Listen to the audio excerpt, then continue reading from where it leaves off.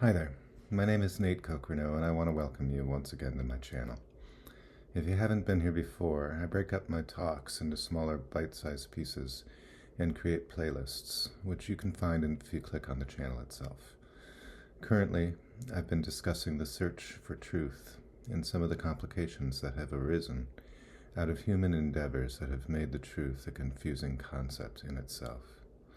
In fact, I've been contending that with the growth of postmodernism in the last half of the 20th century, the word truth has lost its meaning, and that is an unfortunate circumstance, because it isn't hard to imagine how that devolves into chaos. Instead of trying to imagine it, just scroll the news today and see for yourself what it has led to. Today, there isn't even a consensus that we would all benefit from knowing what the actual truth about how reality works. But how does one keep their actions in alignment with reality if there isn't any truth in reality? Essentially, what this devolves into is that guy with the most power, with the most lethality in his arsenal, gets to say what the truth is. Sound familiar? It also sounds absurd. Take Portland, Oregon.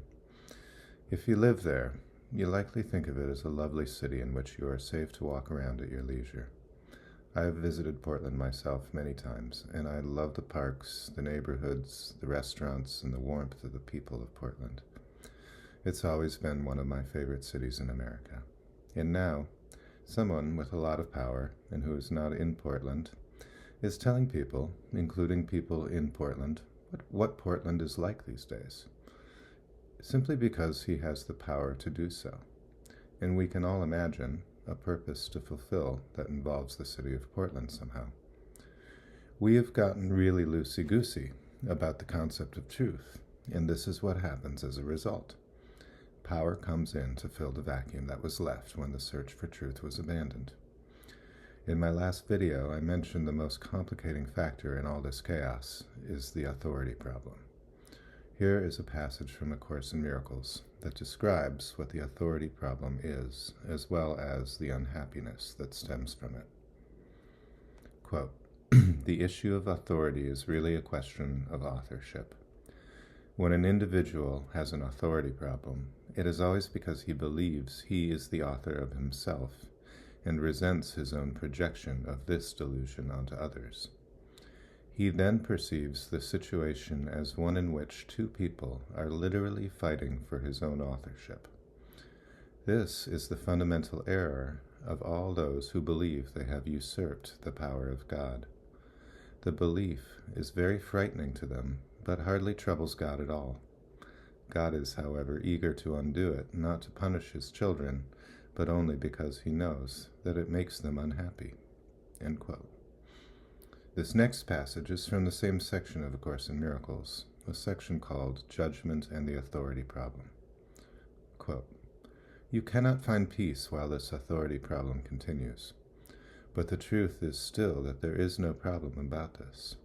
There is no one who does not feel that he is imprisoned in some way. If this has been the result of his own free will, he must regard his will as if it were not free, or the obviously circular reasoning of his own position would be quite apparent. Free will must lead to freedom. Judgment always imprisons, because it separates segments of reality according to the highly unstable scales of desire." End quote.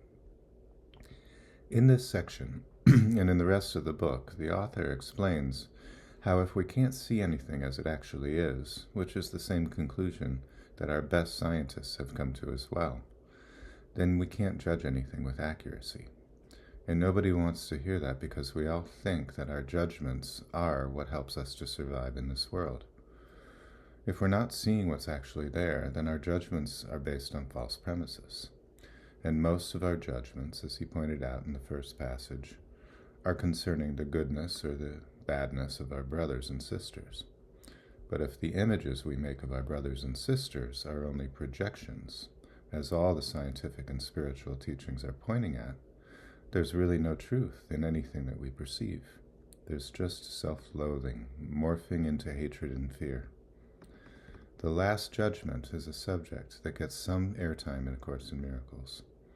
According to the author, God's last judgment is not what we've thought it would be, some kind of sorting of the good souls from the bad souls. God's last judgment, which is the same as God's first judgment, which is the same as God's judgment in every single instant between the first and the last, is consistent throughout, and that consistency is a pretty good sign that it's actually true. It has held firm for eternity. So God's last judgment of every last one of us is that we are all holy, divine, invulnerably innocent, and deserving of peace, joy, and love. Period. Our judgments, both of ourselves and of others, are quite unstable. We start out liking our new romantic partner, but after a few years, we seem to hate them almost as often as we like them. Let's be honest with ourselves here. We are so easily swayed, and our alliances are so shifting all the time. Could any of that be based on truth? Truth must have some permanence to it to be true, right?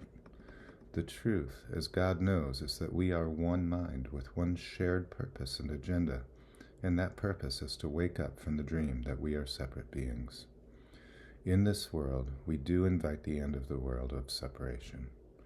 That's what ends when we all share God's judgment, and the last judgment is essentially described as the process by which we all arrive at the truth. That's why he says later in the course that the world will end in laughter and peace, not in nuclear war. We have not usurped God's power simply by believing that we did. When we learn to stop listening to our own personal judgments, understanding that they're not based on anything but appearances, and that all those appearances are illusionary, temporary, and unstable, we begin listening to the whispering voice of the Holy Spirit inside of us, the part of each one of us that still remembers the truth. It was there all along, but its words were lost in the din of all the desperation and panic of the ego's voice, which speaks so much louder. It's so much more aggressive. If you ever watch a courtroom drama and you see one lawyer yelling and the other one calmly stating their case, which one do you suppose has the better case and knows it? Our judgments are screaming at us all day long to stay away from him or not to trust her, but underneath all of that is a quiet voice that reminds us to trust in love, to trust in God, and that God includes every one of us. It is inevitable that we will arrive at that place because the script was written long ago. That's when we will experience heaven on earth. We can take as long as we want to accept that the truth about us is oneness, is love.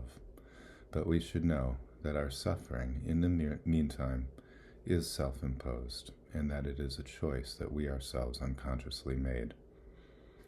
That's all for today. I said at the beginning of this series on the search for truth that this would likely be my least popular set of videos, and judging by the statistics, I was right. I get it. That's just how perception works after all. It's just confirming our beliefs. Our personal truths seem like compasses that guide us through a very scary world. But what if the truth is that the world is not scary? Wouldn't it be nice to know, if it were true, that we could put our fear and anxiety aside? Is it possibly true that all the fear and anxiety is making us quite reactionary, and that fear itself is causing the chaos and the disorder? Is it possible instead that we could thrive in this world simply by trusting in God's love for us, by knowing we are safe, by dropping our judgments? Leave a comment below, and remember to like and subscribe and hit the bell. Have a wonderful day, full of blessings and miracles, and I will see you next time.